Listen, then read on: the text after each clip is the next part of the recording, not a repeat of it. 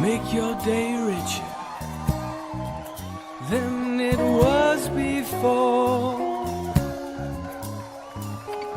Got some good times knocking upon your front door.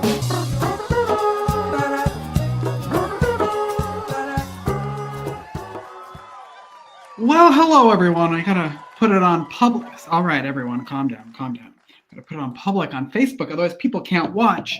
Are we all recovered from the football game yesterday? Are we hungover? Truth be told, I didn't even actually know there was a football game, the Super Bowl, until Friday. I did not watch it, but congratulations to whoever won. I did, however, watch a really good movie this weekend. It's called Night Bitch. It's with Amy Adams. I think it's on Hulu. It's really, really good. It's based on a book. And it really, I mean, I don't know. I'm not a mother. I don't have kids even. But I felt like, judging by the way my friends are with their kids, it gave a really good depiction of what motherhood is like. And I always thought I would have kids until my friends started having kids, and they look tired and not really happy. And so I don't know if I'm going to ever have kids, but it's a really good movie. So check it out if you have Hulu. It's called Night Bitch, and it's with Amy Adams. Let's see. I want to say happy birthday to Carla. Happy birthday. I won't say how old you are, but happy birthday. And I also want to thank our newest coffee sponsor. There you go. 1106design.com bought us a few coffees, and I thank them for it. If you want to support the show, we bring you amazing people every single day. And if you'd like to support the show, go to buymeacoffee.com/makeyourdayricher and help us continue that. All right, what else do I have to tell you? Our number one show of last week. Go watch it, would you? From chill bumps to chart toppers with Jeff and Heath. Great episode of last week. So go check that out and thank them. I want to thank them for sharing it and everybody watching that show. All right, should we do a view count? Let's see. What are we starting out? As of this morning, take it away, mystery drummer.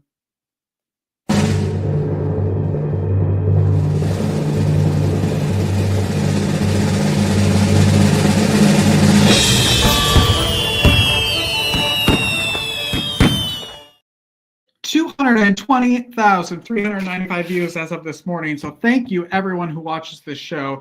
Now's a really good time to just share the show and send it to all the people that you love. If you're watching on Facebook, boom, share. Look at this great show. Robert's here. Becky's here. Lots of good people today. So thank you to everyone who watches the show and supports it. All right, we do have a good show today, so we should probably get to it, shall we? Let me make sure I'm not missing anything for you. No. All right, let's go. Today's a special day around here because we're celebrating a brand new podcast launch that I am lucky enough to be a part of.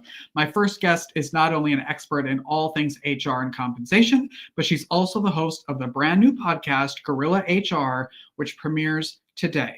Let's give a huge warm welcome to Becky Drozdz.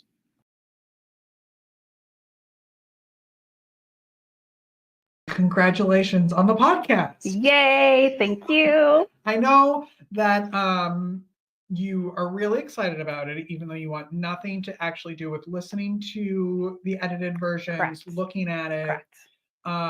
So I first want to start off with like the who, what, where, why, how of what you do. So like, what's your title?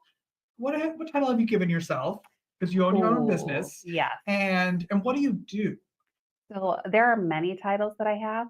One that I've been knocking around for a while is Queen of Compensation. Love it. I think that I was gifted a plaque with that, and I think that's what I'm going to go with for now. Do you need a crown? I do. Yes. I knew this was the right place to come. Here's a crown. See, Okay. It's fine. All right. I don't know if this is going to work for me. We'll get you I think we're going to have to work on this. Yeah, we're going to work on this. Yeah, okay. We'll get you a different one, but you definitely need one. Yeah. Come back for the real. Yes. Yeah. So in addition to being the Queen of Compensation, I own Guerrilla HR. And so Guerrilla HR is an HR consulting company. And so I advise a whole range of employers, small, large, it doesn't matter, on a variety of HR issues. So I can talk about compliance and handbooks and, what's happening with the laws and what do you need to do. But my real sweet spot is in compensation. Okay. So pay, it matters, right? It's not the only thing. I'll be the first person to tell you that.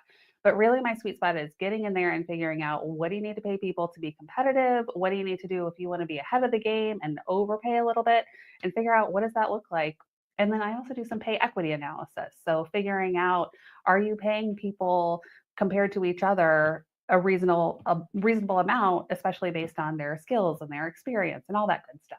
I know you obviously just said you work with companies. Do you work with individuals too? Because for me, just listening to your podcast as I'm editing it, like, I don't have a staff or any of it. It's just me, but I'm still learning so much as a person of like, oh, like I never thought of that when I'm going in, if I were to go into. So do you also work with just people?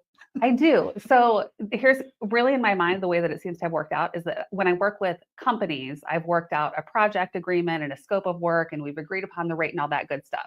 Typically with individuals, they come to me and they're like, Becky, can you help me with this? And I'm like, let's sit down for an hour, buy me coffee. And yes, let me tell you what you need to know, or pull comp data and help people negotiate offers. So I do help individuals.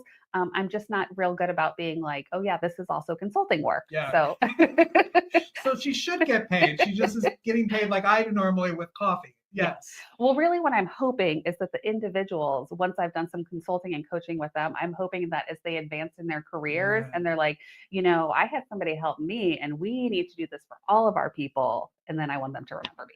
Where did the name Guerrilla HR come from? So it is inspired by the concept of guerrilla warfare, in the sense that individual, really nimble, creative, unconventional groups of people can have a huge impact. And so when I think about HR, and I think a lot about the organizations I've been with, we end up with this big, well, corporate says this or management says that, and it may or may not make sense when it gets down to the actual people. And so I really think that there needs to be more discussion and more interaction between, whether it's an HR person or an individual supervisor or manager who's working day to day with employees, up to that top decision maker. And so it's really in the sense of like, hey, we know what's going on with our people. They need to be included in the conversation. Well, what I like about the podcast that you're doing is that it's not, I don't want to say not a PC. It is not. Okay, it's not. There's some swearing. I love that you're just yourself during this, and a very like straightforward, this is what's happening, this is what needs to happen, and you're not like skirting around, you're not sugarcoating anything. And I think that's why I love listening to it, because I'm learning stuff that's not, I don't feel like I'm reading a handbook. Correct. So I think when I consider like, well, who is going to listen to this? I think certainly some folks in HR would, and some might be like, oh, I already know everything, so I'm not going to listen to her. But fine too. But you don't. But there is so much, and I have some interesting guests too. So I learn things all the time. But I think it's also business leaders who don't know what they don't know, and so they might get some perspective on different things just that they need to be aware of. And then I do think there's value in individuals who might say, well, my company says this is what I have to do, or I guess that's just it. They're the letter of the law. And that's not always the case either. So I think if you work for somebody or if you manage somebody, you could pick something up. I did the same thing when I was in the nonprofit world. I would listen to nonprofit HR podcast because I didn't know. And I thought, well, I need to learn. And so it felt like I was going to school every day. And I think that's what this feels like. And I want you to do a series on nonprofit HR, because I work with a lot of nonprofits. Okay, good. What I often hear in my nonprofit space is like, well, we just can't pay what everybody else is paying. And I say, well, let's hit pause for a second and let's make sure that when we're evaluating pay, that we're looking at, yes, nonprofits, but also those skill sets. And you need to know, what is the nonprofit market paying, but what are other industries paying for some of those skills, because they're also competing for your people.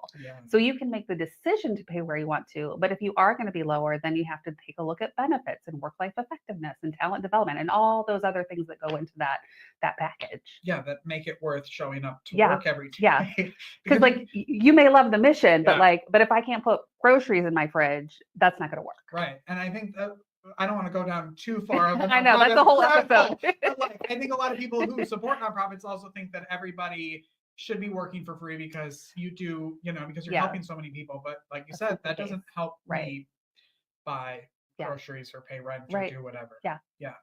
Where did the idea to start a podcast come from, other than me meeting you and saying, you need a podcast? See, that was going to be my story, was that I met you and you were like, well, you sure have a lot to say. So why don't we capture some of that? But it's something I've thought about, especially in the sense of, like you mentioned, I like to keep it real and not sugarcoat things. And so for a long time in my professional capacity, I couldn't really do that. I'm, speaking for somebody else or representing an organization. And so I'd have to kind of hold things in. And so it's really that I just want to say, no, this is the way things really are. Let's not beat around the bush. Let's be direct and honest. And so I think that is part of what that's what made me want to do a podcast, is that I want to be able to just put it out there and be like, let's be real. There's so much. I don't want to go too far down the nonprofit hole, and I don't want to go too far down the political hole, but there's so much changing in this, right? Which is, oh my God, which is probably an entire season in itself. God, that's an hour-to-hour show. So how do you keep updated? Like, you must how do you work when it feels like you should be constantly be learning and going through stuff? How does that work? Well, I think that the first part of that for me is that I have always been a lifelong learner. I'm curious by nature. So I want to know what's happening. I want to know what's going on. And so it's going and looking at, government websites and not waiting for something to come out, but like, oh, what's happening in legislation today? Like, what are they talking about? And so it's kind of keeping an eye on what's proposed and then following what does come out and periodically checking in so that I see what's happening. And then with some of the changes in regulation, it's here's the regulation, but then what does the group who's actually responsible for that, what is their guidance? And so sometimes you're, kind of waiting, and sometimes you're kind of making it up and saying, well, this is what reasonably makes sense. So yeah. I didn't know there was anything reasonable about it sometimes. In your effort to keep this like as real as possible, you're also only doing audio, which I love because you've had some great guests already though, because we've been recording episodes. And it puts everybody at like ease of being able to just be open and honest about their stories. Yeah. Why was that important for you? So part of it with the video, when we first started down this path, I thought like, oh, my reality is like, I don't get up and take a shower every day. Like I don't. Like I try not to go out in the world too stinky or anything, but I'm not doing that. And I, when I think about the employment space, everybody works in different ways. And so I needed to just recognize that for me, it's just getting on and talking to people is easier and I feel more comfortable. And so I know with a lot of my guests, when I tell them that too, they're like, oh, thank goodness. They're really glad that it's like, okay, that's one thing I don't have to worry about. I can speak honestly and focus on my thoughts and what I'm saying. Yeah. And what you said too, what you told me, you were like, I don't watch podcasts. I don't. I listen to them in the car. That's like, or when I'm sewing or crafting. Yeah, like, of course. Yeah. Is that your like favorite pastime? Oh my gosh. So I like to do a lot of things, but I studied art. So initially my bachelor's degree was in fine art. I've come a long way, right? Like, yes. Then I went on, I've got an MBA, like shift gears. But I think that's also even thinking about Guerrilla HR, like what's unconventional and what's different. So I think that business leaders and people who are managing people, they have to be more creative. And so for me, when it comes back to listening to podcasts, often I'm doing something else. So I like to sew. I've been dabbling in stained glass. I like to paint. So I like, all the little creative things. So. What's the last creative thing you did? So Valentine's Day is coming. Yeah. And so I made some stained glass hearts to go out for Valentine's Day. Why did we not have a craft segment? Well, we're going to add that in. Can you come back and do some crafting? That's the beauty with Guerrilla HR, is that it's unconventional and it's nimble. So we need to adapt and we need to change and do a crafting segment. We're going to do it. Damn it. Becky's going to come back and we're going to do some crafts because I just painted on this show on Friday. Oh, my invitation must have gotten lost. Last Friday, no, 2 Fridays ago. Was International like Inspire Your Heart with Art Day. Oh. And so we painted. I think we need a campaign for every day should be Inspire Your Heart with Art. It's true. You should. I mean, when we look back at cultures and civilizations, what are we looking at? Their art. Art. That's another podcast. Yeah. It is available. Guerrilla HR, the podcast, available on all platforms, even YouTube. We're putting a video up there, even though it's not video. We're going to play a clip right now. Take a look. People don't leave because of money is what they like to say. They like to say it's about the culture, and it drives me crazy when I hear that. But the thing that really drives me crazy when people talk about culture is they love to say, we're a family. Our workplace is a family and we take care of each other. Well, I say that your workplace is not your family, and we need to stop perpetuating that idea when it's simply not the truth.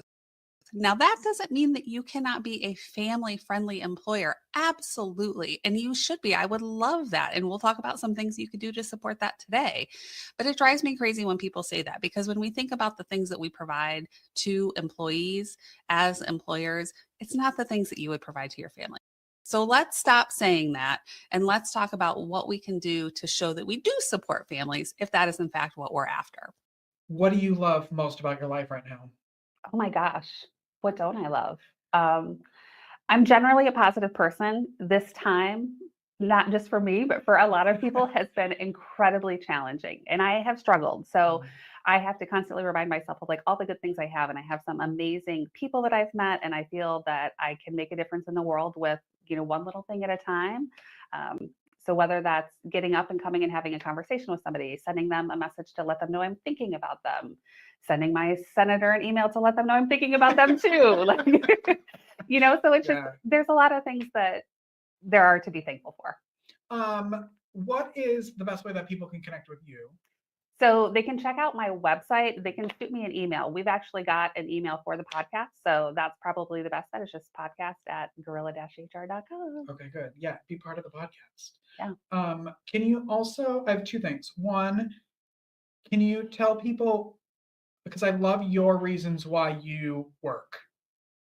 Do you know what I'm talking about? I do. I think I do. Okay. Well, I know my reasons. Yeah. I'm assuming that's what I told you. When we're in like networking things and I'm like, oh, that like sticks in my head all the time of like, and then the other thing I want to ask is, you've said this a couple times on the podcast and in life about when people are in jobs, hiring places, and we talk about, I feel like you also know what I'm going to say. When businesses say, we are a family here. I want to get you. That's her reaction to that. I want to get your reaction to that, because I hear that all the time. I've been in jobs, and so I want those two answers from you. Okay. So the first one is why I work. The first one is that we have a problem with pay equity. There are people who want to deny that, and they want to say, well, this data is flawed, but we have actually slipped backwards in closing the gender wage gap, and we have COVID to thank for that, along with a whole multitude of reasons. But so my first reason is I care about pay equity, and I want to make a difference there for everybody who's earning a paycheck. The second thing is I want to someday retire. Like, I love what I do, but I don't want to do it forever. Like, so saving and knowing that I'm going to be able to retire and have a fulfilling life after work. And then the last one is that I love to travel and go on vacation. And so I need to make enough money so that I can go on vacation. So those are my three, like, those are the things I'm focused on. And someday maybe that'll change, as I do more, things may shift, but those are the things for me that I'm really focused on. And then the other question of we are a family. Oh my God, it drives me insane. Work is not your family. Maybe in a few rare exceptions, your work is your family. That doesn't mean you can't be family friendly. Yeah. And that's actually one of the episodes we have is like, you might be family friendly, but they are not your family. Yeah. When it comes down to who's going to take care of you, who's there for you when you need something. If you work for an employer that's supportive, that's awesome. I love that. But that is not your family. Yeah. Yeah. Yes. Because I always think of that like some families would fire you and some families should be fired. But at the end of the day, you're an employee. And at the end of the day, that's your boss. And those are your like. That is a business relationship. Business relationship, not familial relationship. And like you can be supportive and you can do all the things, but it's not your family. Yeah. What do you think about like friendship, like outside, like when people start friending you on Facebook and all of those things, when your employers start doing that, when it gets mixed like that, are you okay with that, or is that a no-no? So as an HR person, for many years, I carried 2 cell phones because I was like, no way my personal business is going to be on the phone with my work business and vice versa. HR can be a lonely world. And I think anybody who's managing people, there are times where that can be lonely, because I think you need to be careful about blurring those lines, because you can run afoul of a lot of things and get into a lot of trouble. So I think that there's being respectful and being friendly with people versus taking it too far where then you create some challenges with the relationship and then potentially create some risk for yourself as well as the organization. So true. Okay. I feel like you need to come back often. and we update this. Guerrilla HR, the podcast, available today. Woo! Congratulations. Guerrilla HR. Becky's also available for speaking engagements. Yep. I know you've got some stuff that you're planning now for some in-person Yes. events. I so- may like to talk. So. Yes, if you haven't noticed. Yeah, so listen to the podcast, go on the website. Becky, thank you so much for being here. Thank you. Yeah. come back anytime. Yeah, love to. All right, good. For crafting. Crafting next time with Becky. We'll take a break and be right back after this. Don't go away. You know what would be better than watching this commercial? Watching your commercial. Scan the QR code or visit makeyourdayricher.com/advertising to start promoting today. Oh, welcome back, everybody. Let's get ready here for our next guest. My next guest is challenging the world with his new book, which features a positive portrayal of a Muslim main character and raises awareness about the Gaza conflict through a compelling tale of espionage and AI. He's a U.S. veteran and public intellectual historian, and I don't even know what that means, but I think he'll tell us, and he's here to discuss his groundbreaking work. Please say hello to Robert Cook. Good morning. Good morning. Thank you so much for being here. Well, it's always a pleasure. I'm happy to say whatever people want me to say in a way that I like to say. Well, good. I like that around here. Tell everybody about your book. The book is named The Mahdi, M-A-H-D-I. Title comes from part of Islamic tradition that says there's a successor to Muhammad, and the successor isn't known, not described in the Quran, but nonetheless accepted across the Muslim community. So I talk about what's going on right now is the Israelis are attempting to annex the West Bank. And the West Bank has many, many Israeli citizens who are also Bedouin Muslims. And they don't think that their land should be annexed without compensation. So there's the issue. The Israelis seem to be on their way to creating a theocracy. We don't want a theocracy anywhere. And they'll lose a lot of political power if they do that. So I'm writing about that. And the hero, of course, comes in and tries to stop it, gets thrown in jail, and there's all sorts of conflict and violence and sex and things, whatever you get in a thriller. All the good stuff, right? All the good stuff. Where, I mean, obviously we know where the idea came from, but what made you say, I want, is this your first book? My Is it- fourth. Your They're fourth called book. the Cooch series of geopolitical thrillers. And the Cooch name is unfortunate, but I came up with it before I ever looked in the Urban Dictionary for the definition of Cooch. It's too late now. Too late now. Too late now. I mean, there are law firms in New Jersey with a partner named Cooch and things like that. Anyhow, his name is Cahulan. And that Cahulan is the name of a legendary Irish warrior. And this was a kid who was living in South Carolina with his mother and father and sister. And his name was Cahulan, so they shortened it to Cooch.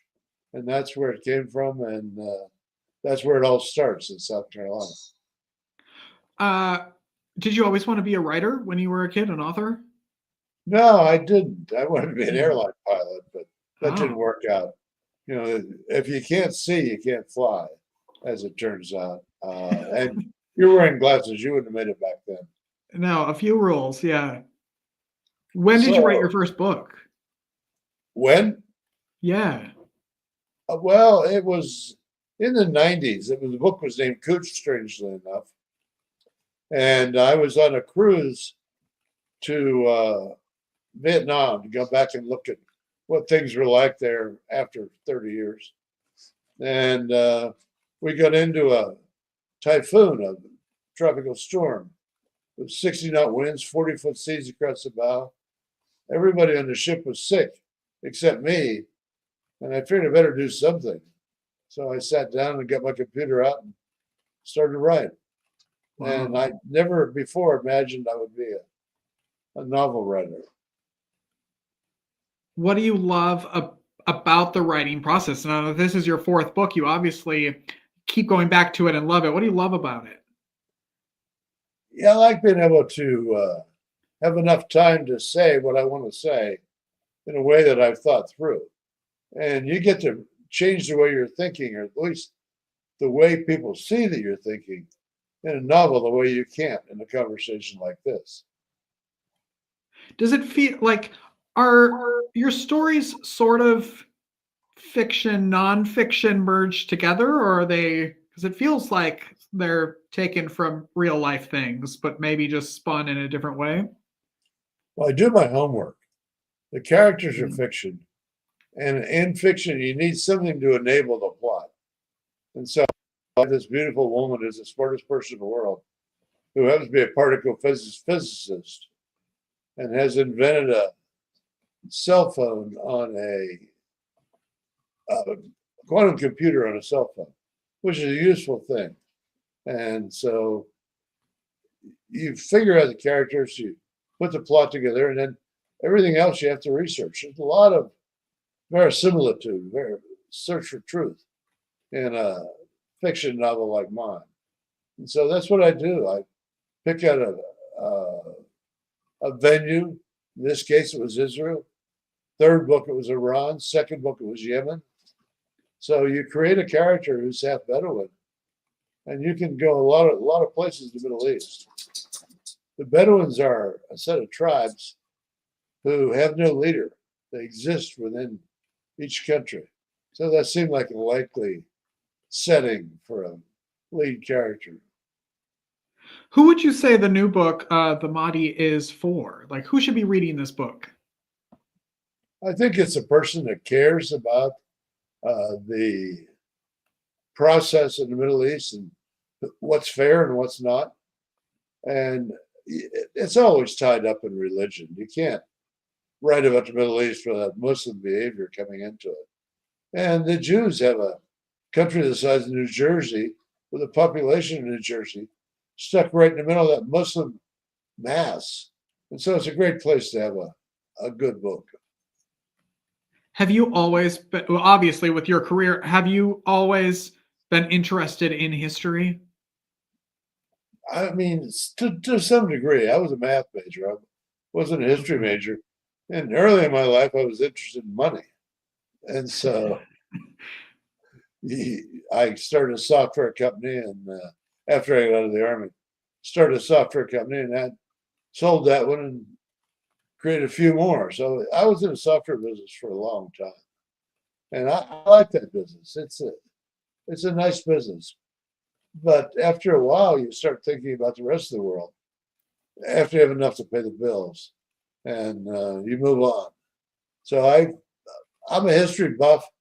I'm more of a research buff. I like to figure out why things happen and when, and be accurate about it.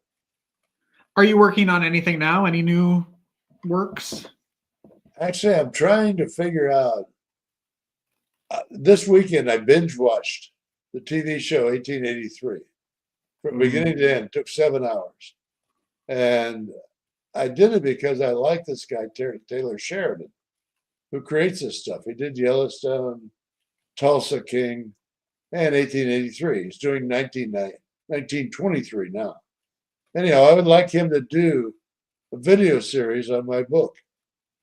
And to do that, you have to really understand how the guy thinks, what he says, what he cares about. And that's what I'm working on, getting low odds, but I like high risk, high reward opportunities. And that is one. If he does it, I'll feel good about it. If he doesn't, I'll do something else. Yeah. I think what people don't realize, especially in fiction books, is how much, and I just recently learned this, like how much planning goes into character development, the scenery, like the entire world you create in fiction. How long does it take you from concept to publishing usually? It takes most people a year. It takes me about 2. Wow. Because I don't really spend full time on it, but it's always in my mind. It's a question of how often you bring yourself in front of the computer and sit down and write about it. But the setting is a really big deal. This book is set in Israel and Gaza in a prison in the Negev desert. And it's fun to think about what a prison in the Negev desert would be like. You think about the guards and whether they're nice or not. Most guards don't seem to be credited with being big cares about human welfare. And you fit it all together. Bring the plot together with the setting and the characters is what's fun. The message is something you try to attract people with. What are you hearing from people who have read the book? You know, there's tens of good reviews on Amazon, of course. And everybody, you know, it's a 4 or 5, mostly 5s. And the reviews are pretty consistently positive. Exciting, ought to be a video. I said, well, there's an idea.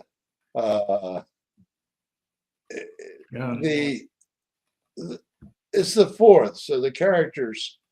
I have maybe 8,000 or 9,000 reader base that expects me to do something with the characters, and I do. And building the characters is great fun. What do you love most about your life right now? I am not in the snow. I live in the California desert. I like that a lot. I've been cold in Germany when I was in the army. You go to the field when the ground freezes. You come back when it thaws and you're cold the whole time. And I don't like being cold, especially now that I'm aging. You know, I'm over 21, so I try to not be cold if I can avoid it. I grew up in Wisconsin, so I understand that 100%. You know, cold. Yes, that's so funny. What's the best way that people can connect with you and follow you and support you? Well, there's a website, robertcooknovels.com, and that has all 4 of my, actually there's 5 books on that site, and you can find out a lot. And then you can go to any of the Amazon, Barnes and Noble, and buy it. It's pretty widely available, and there's a lot more information there than you can find ordinarily. Okay, good. Perfect. I want to know if you'll end with kind of a game with me. Will you play a game? Bridge? Will you play a game with me? If it's bridge, sure. Otherwise, sure. You get to make no, it up. This is easier. It's called Fave Rave. So I'm going to need you to pick a number between 1 and 10. Okay. So what number are you picking? 6. 6. All right. I'm going to pick 6 random questions from this jar, and you have to tell me your favorite of whatever it is. Okay? Each question? Yep. They're very easy. They're just like categories. Your favorite vegetable? Carrots. Carrots. Okay. Your favorite type of weather? I think we already know that answer. Sunny. Dry. Yep.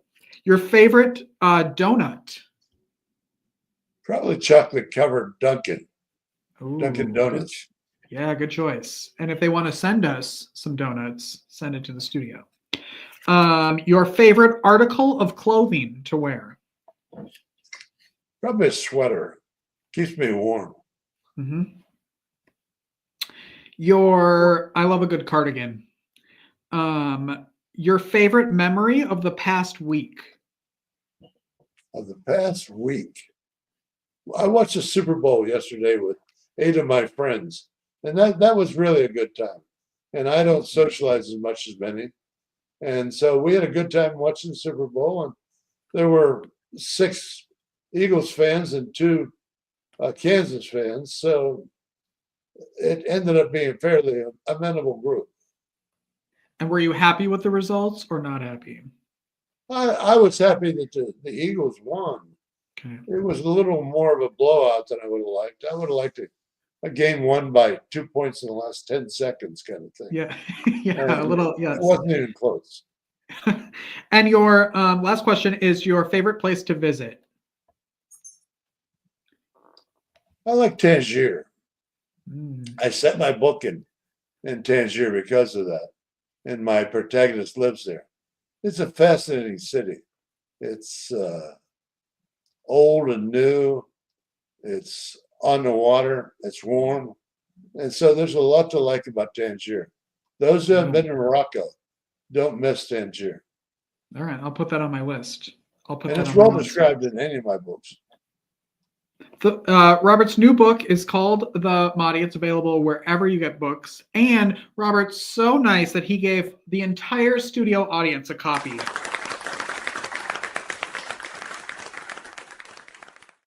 All those people, Robert, are clapping for you because they're all getting free copies of your book. Thank you so much for being here. I appreciate it. I'm happy to be here. It's nice to talk to you. Yeah, come back anytime. Thank you so much. We'll break and be right back after this. Don't go away.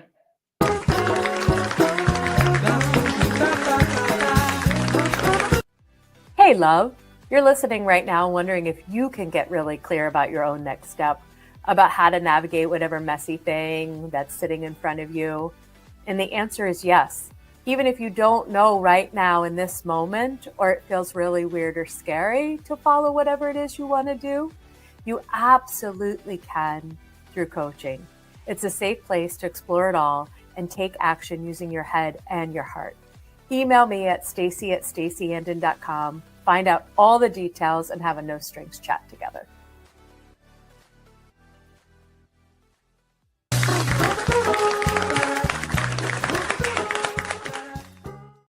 Thank you all for watching so much. Go make your day richer. Go make somebody else's day richer. You've made mine for watching this show, and I love you for it. Now's a really good time to just share the show. Since you're still here, share the show. On tomorrow's show, we have Kim Sorrell, who's the author of the book Cry Until You Laugh. And we also have integrative energy practitioner, say that 3 times quick, Lauren Fonvielle. So stick with us tomorrow. We'll see you then. Bye-bye, everyone. Have a great day.